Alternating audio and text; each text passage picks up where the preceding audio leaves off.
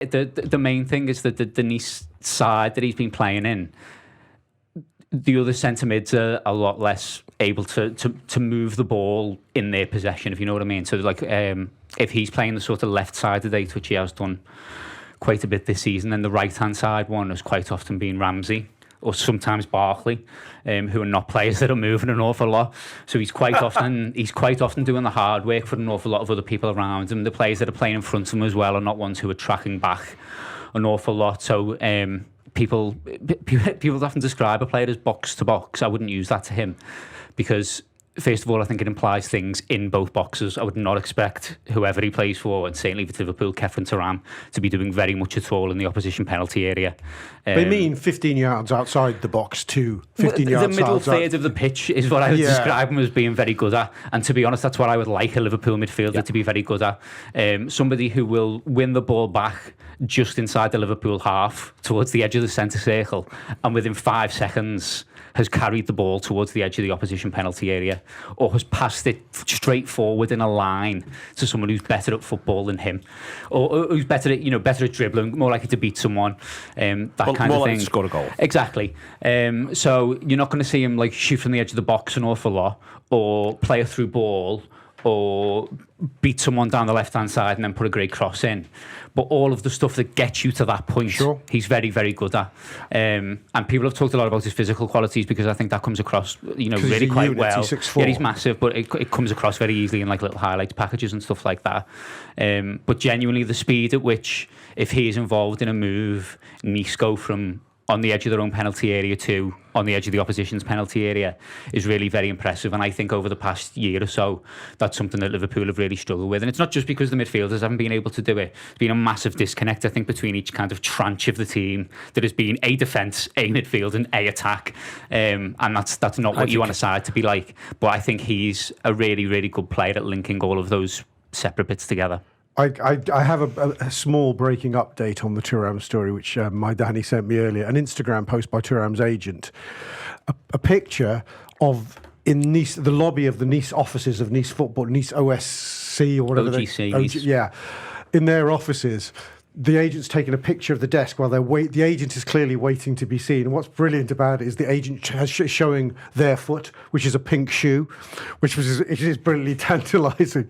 So anyway, just that's it. The agent has demanded a meeting with Nice, is what we're translating this, Neil. It's all happening. Well, hopefully that is it all happening. That's what excites me about him. I think me and Dan have a minor disagreement about how many players like this Liverpool need. And what I mean by that is, I think Liverpool...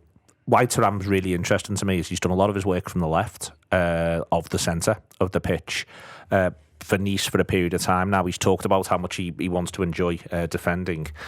And I sort of think that Liverpool may have an eye on him effectively if we're going to continue playing as we are. And I think that still remains an if, to be clear. But the idea that he could end up sort of playing, doing a lot of his football where Fabinho is. Because I think if you've got Trent progressing the ball with his passing range, moving into midfield and progressing the ball that way, I completely agree with Dan that Liverpool's biggest issue is being effectively controlled but quickly moving 40 yards. That's been Liverpool's problem. And I think that Liverpool may well be looking at this, the solution to this, to be footballers who, in different ways, I think that, as ever, the McAllister thing is that he's capable of a bit of everything. But I think that with Thuram, it may well be this idea that he can get you up the pitch by virtue of the fact that he can carry it a long distance. Trent's getting you up the pitch by virtue of the fact that he can ping it a distance. That's not to say that Thuram can't pass. He's actually got a fair few through, but he's got more through balls than anyone else who plays for Nice. But to be clear, how we define a through ball, it doesn't necessarily turn into something that leads to a goal. Yeah. You can play a through ball and someone like Curtis Jones could pick it up and he could slip in somebody else, or McAllister for that matter.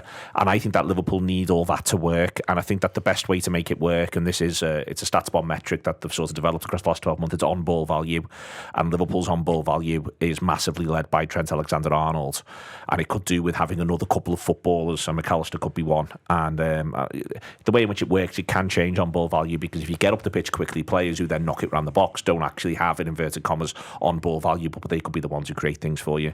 But that's what I'm excited by, the idea that Thuram, a combination of players like Thuram, McAllister and Trent Alexander-Arnold, their responsibility is to get Liverpool from 20 yards inside their own half to 20 yards inside the opposition half, completely controlled, and not in a way that you feel as though, oh my God, if someone nicks it back in the next 3 seconds, they're going to be in at our goal, which is actually what's been happening. All right, the Reds, to enjoy the rest of this video as well as all of our premium content, just click on the join button below and join our YouTube membership. You'll get all of our exclusive content, including our match previews, our post-match reaction, our exclusive interviews, and all the transfer chat about who is coming in and out. So yeah, share the journey with us, supporting Liverpool from the heart of the city. We're home, we're away. Come and share it with us. Up the Reds.